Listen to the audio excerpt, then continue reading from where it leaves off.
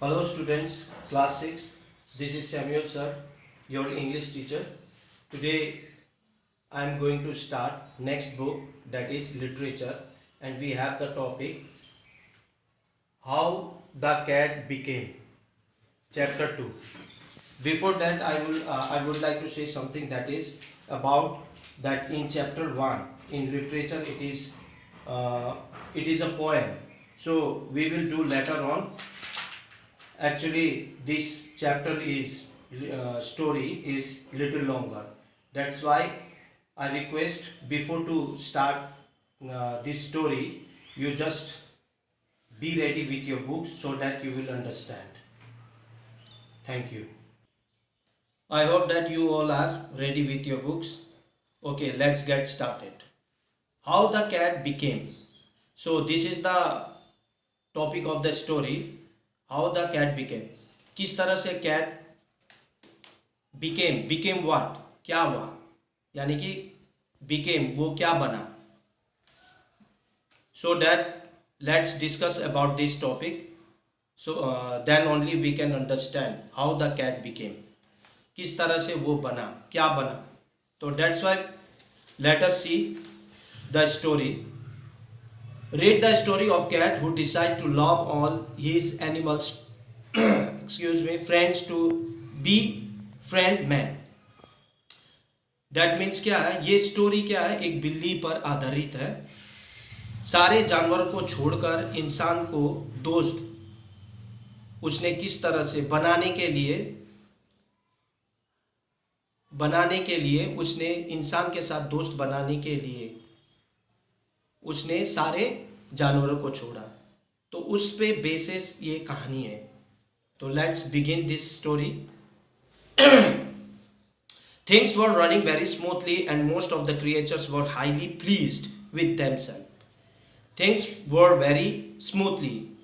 बिना किसी समस्या के सारा कुछ अच्छा चल रहा था उन दिनों.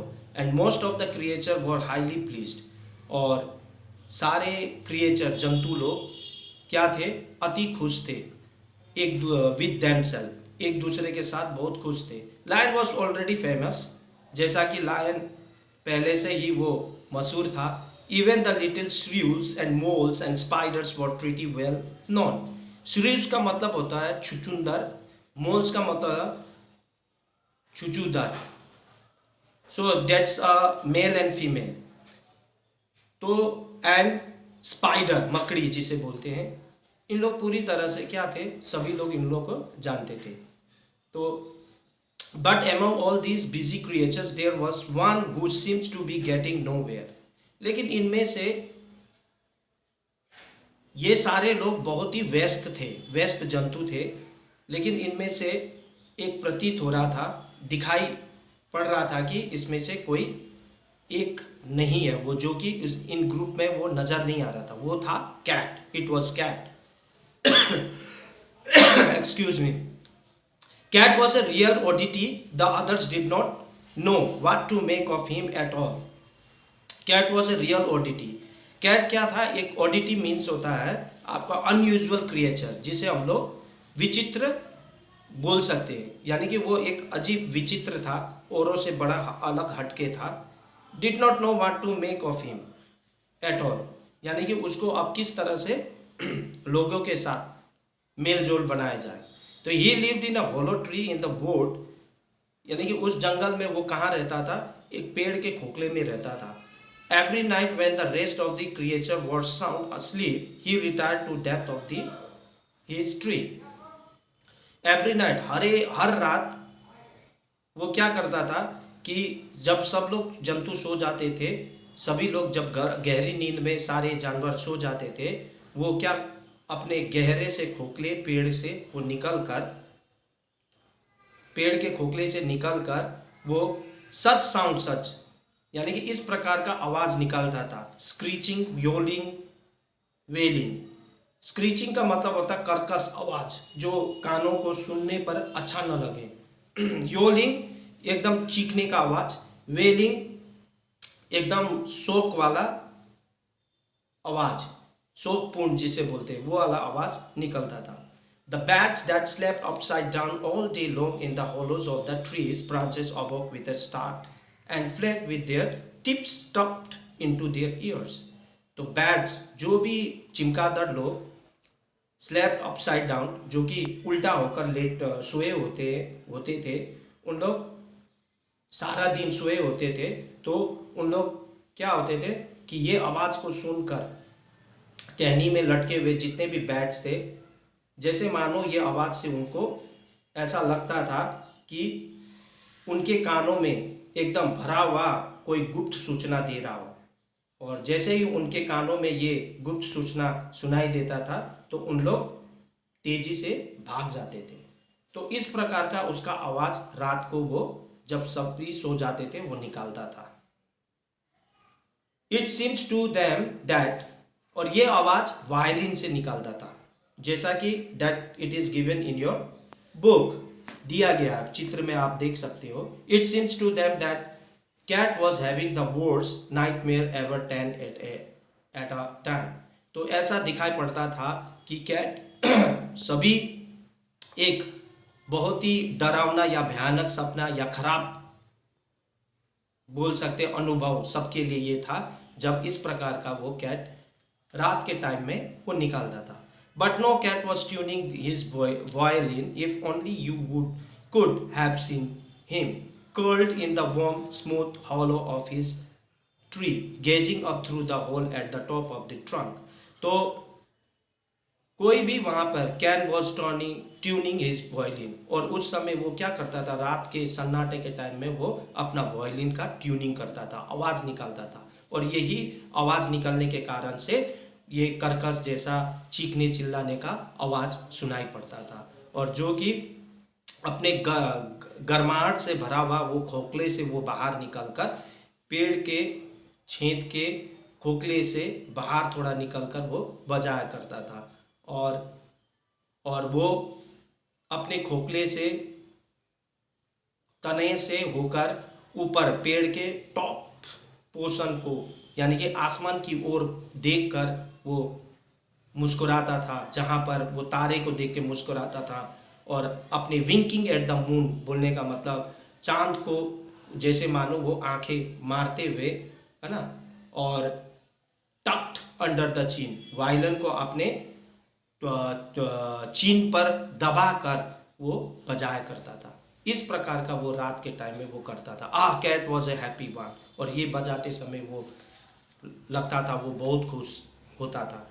And all night long he sat there composing his tunes, और सारा रात वो अपना धुन बनाता था और बजाता था। This creature did not like that at all, और जहाँ पर जितने भी जंतु लोग रहते थे आसपास उनको ये सारा चीज़ पसंद नहीं था। They saw no use in this music, ये जो धुन बजा रहा है इसका कोई उपयोग नहीं है। इट मेड नो फूड, इससे कोई ये धुन बजाने से क्या वो अपना खाना बना पाएगा, यानी कि खाना उसको मिलेगा। इट बिल्ट नो नेस्ट, ना वो अपना घर बनाता। And it did not even keep them warm, और यहाँ तक कि वो अपने को गर्म भी नहीं रख सकता, यानी कि ठंडी के टाइम में। And the way cat lounged around all day, और सारा दिन वो बिना काम किए वो विश्राम सुस्ताए विश्राम करते रहता था। लॉन्ग्ड का मतलब विश्राम करना।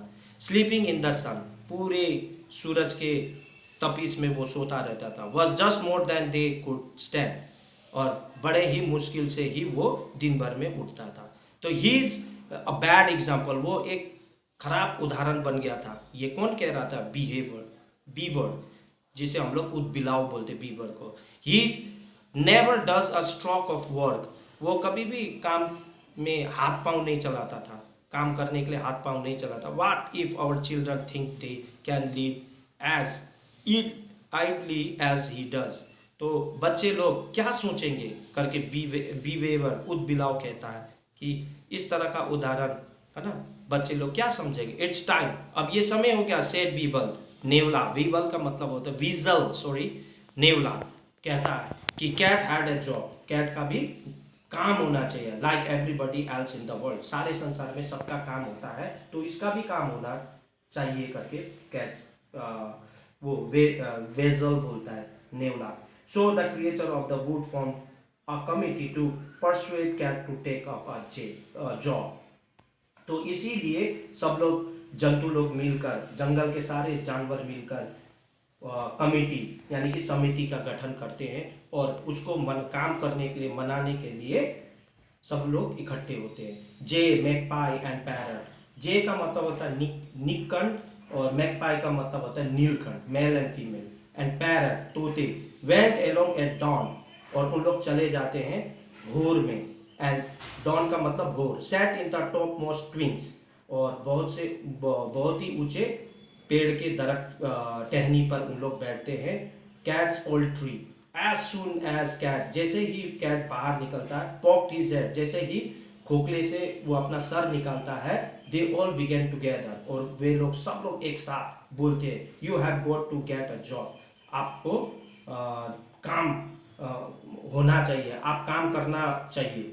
Gate a job, get a job, काम ढूंढो करके कहने लगता है। That was only the beginning of it, ये एक शुरुआत ही था, है ना। ऑल डे लॉन्ग, सारा दिन, एवरीवेयर ही वेंट, जहां पर भी वो जाता, those birds were at him, उसके पीछे पीछे जाते थे। गेट अ जॉब करके चिल्लाते थे।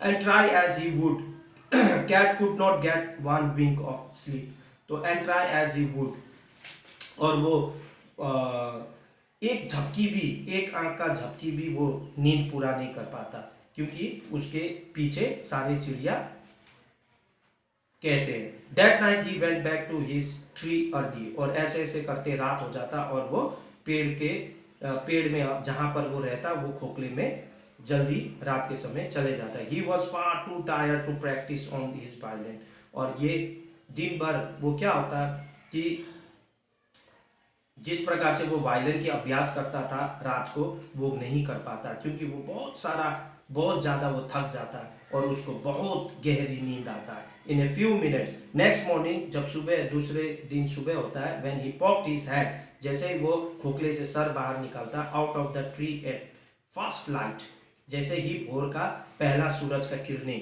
जब गिरता है, तो वो जब निकलता है, the three birds of the committee were there again, और वहां पर कमेटी, समिति के जो 3 चिड़िया थे, वो फिर वहां पहुंच जाता, और लाउड एज एवर, पहले से बहुत तेज चिल्लाकर वो कहता है, हम गेट अ जॉब करके। Cat ducked back down into the tree and began to think, और फिर वो वापस, ये सुनकर वापस अपने उसमें खोखले में वापस चले जाता है, और वो सोचने लगता है, he wasn't going to start grumbling around in the wet woods all day as they wanted him to। तो वो सोचता है कि सारा दिन, है ना, कड़ी मेहनत, ग्रबलिंग अराउंड का मतलब कड़ी मेहनत करना शुरू करना, है ना, वो भी वेट वुड्स में, यानी कि वेट वाले जंगल जहाँ पर अचानक बारिश होता रहता है जो सारा दिन। As they wanted him to, है ना, वो तो हो, ओह नो, कैसे हो सकता है, ये कैसे कर सकते हैं सारा दिन का। He would not have any time to play his violin if he did that, यदि वो सारा दिन काम करेगा तो उसके पास समय नहीं होगा वायलिन प्रैक्टिस करने का। There was only one thing to do, बस केवल एक चीज बचता, एंड ही डिड इट, तो वो चीज वो किया।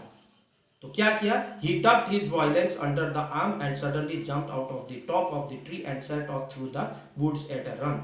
तो उसने क्या करता, he tucked his violin under his arm, अपने हाथों, अपने आर्म के बीच में, यानी कि बाह के बीच में वो अपने वायलिन को दबाकर वो अचानक जंप करता है टॉप ऑफ द ट्री, यानी कि पेड़ के ऊंचे हिस्से से वो जंप करता है, और उसके बाद वो तेजी से जंगल से भागता है। बिहाइंड हिम, उसके पीछे पीछे, शाउटिंग एंड कॉलिंग, चिल्लाते हुए और बुलाते हुए, केम, जे, मैकपाई एंड पैरट, यानी कि नीलकंठ और निककंठ, तोता, उनके पीछे पीछे भागने लगते हैं। Other creature that were about their daily work in the undergrowth looked up when cat ran past. Other creature that were about their daily work, जैसे रोज मर्रा उन लोग, अदर दूसरे जंतु लोग काम किया करते थे, उन लोग भी अंडरग्राउंड ग्रोथ, नीचे से वो निकल कर उसको देखता है। कैट रैन पास्ट, यानी कि कैट वहां से भाग जाता है, भाग चुका होता है। तो no one had ever seen cat run before, कभी भी कैट को दौड़ते हुए नहीं देखा था, आज उन लोग ने देखा। Cats was up to something they call to each other, और कैट अप टू समथिंग, मुझे लगता है कि कैट कुछ they call to each other, कुछ वो करने वाला है। तो एक दूसरे के साथ उन लोग क्रिएचर लोग, जंतु लोग बात करते हैं। Maybe he is going to get a job at last, आखिरकार वो उसको शायद वो काम मिल गया होगा।